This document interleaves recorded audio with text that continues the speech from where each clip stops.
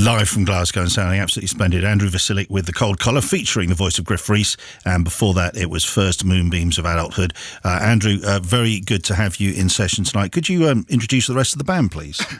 Yes, I would love to do that. On flute and vocals, Sarah Hayes. On trumpet and vocals, Rachel Simpson. On bass and moog, Joseph Rary. On drums and samples, Liam Chapman. On cello, string arrangements, Pete Harvey. And on viola, Sarah Leonard. And we have a secret up our sleeve, which may include another human being later on. And we look forward to that, and 2 more tunes on the way. And indeed, there are some tour dates to catch up with, starting tomorrow, the tour, of which more in a bit. Now, all 4 tunes from tonight's session are from the new album, Irreparable Parables, for which you decided, not 100% throughout the record, but for quite a few tunes on the record, to use the human voice. What was the thinking there? I think it had been kind of brewing subconsciously for a while. Obviously, a lot of my records had leaned towards instrumental music, but they'd always kind of contained elements of the voice or kind of choral textures. So I think that maybe planted the seed. And I guess I tried to not to repeat myself too much. So I just like exploring and experimenting and not really knowing what I'm doing.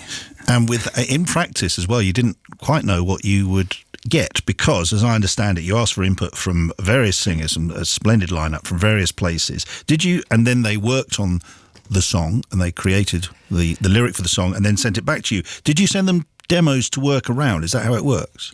Yeah, I mean, the kind of people working, the artists working remotely was a kind of geographic necessity. I mean, Saya from Tennis Coats, who sings on the record and co-wrote a song, she was in Tokyo when she recorded her vocal, and then she sent it from South Korea.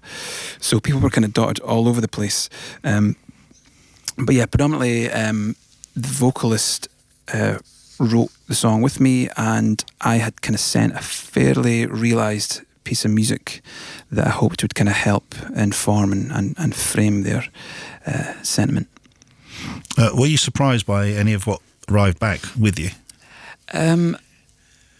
I mean, not especially in terms of being massive fans of all the folk I asked, but I guess I was really intrigued by Griff's and you know, that kind of the song we just played, the kind of like satirical tale of an unexpected visitor. And I think that's what makes Griff an incredible songwriter. You know, he's never kind of like stationary. He's always exploring and pushing himself in his writing. So I love that. And we just heard that particular number, and I remember when you got in touch some time ago, and delighted that I was about the prospect of the new LP. You did tell me a bit about it, and very unhelpfully, really, I asked how you would tour it, given the guest voices. But of course you had that in mind, and of course you found a way. Yeah, and I have a habit of not really making things very easy for myself in every aspect of my life. Griff's actually, you know, I would have loved to have Griff on the tour, but he's in Italy on tour, or at least that's what he told me. So yeah, everyone was kind of just busy, generally speaking. So we had Griff's voice running off Liam's high-tech sample technology. Now, they're on the sleeve. This is coming out on the Clay Pipe label, and as always on that label, they're beautiful art objects in themselves to look at as well. They're beautifully illustrated by Francis Castle from Clay Pipe, and there are 6 birds on the sleeve, one which represent the different vocal artists on there. One of which must represent you, Andrew. Does it? Which one are you? I actually don't think I'm on there. Oh, well, you're not? Okay. No, because you're on the record. I'm far too modest to be represented by a songbird. Stuart Murdoch is the cuckoo, yeah? Yeah, that's a reference to Bernard Sebastian's I'm a Cuckoo, of course. Yeah. I think Griff's the European woodpecker, of course, clearly. Molly, the wonderful Molly Lennon, is the nightingale. Mm-hmm. And thus ends my memory.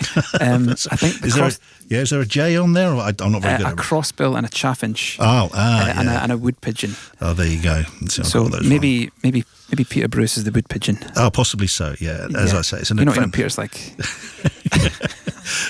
The final track on the album is an instrumental. It's called Soul Enters the Ocean, Sun Climbs Out of the Sea, and it's a beautiful closer. Was it written as the closer for the record? Not especially. I was just, kind of astounded by Pete's string arrangement on that song, and it was something that I had kind of like hanging about that I couldn't really make fit, but I deeply loved what Pete did, so I was determined to shoehorn it in any shape or form onto my next project. So, but it's sort of like thematically and emotionally kind of seemed to work. I thought. Oh, it really does. As does the rest of the record. Are you ready for 2 more tunes? I think so. Yeah. Yeah. Is everybody okay? Like, what's the next one going to be? This is a song that features Molly Lennon on the album. The fantastic voice of Molly. Molly's in Bristol, so we're going to give it a go without her. I'd like to play this song for Carolyn, for Rosie, Luke and their family. This is Love is a Life That Lasts Forever.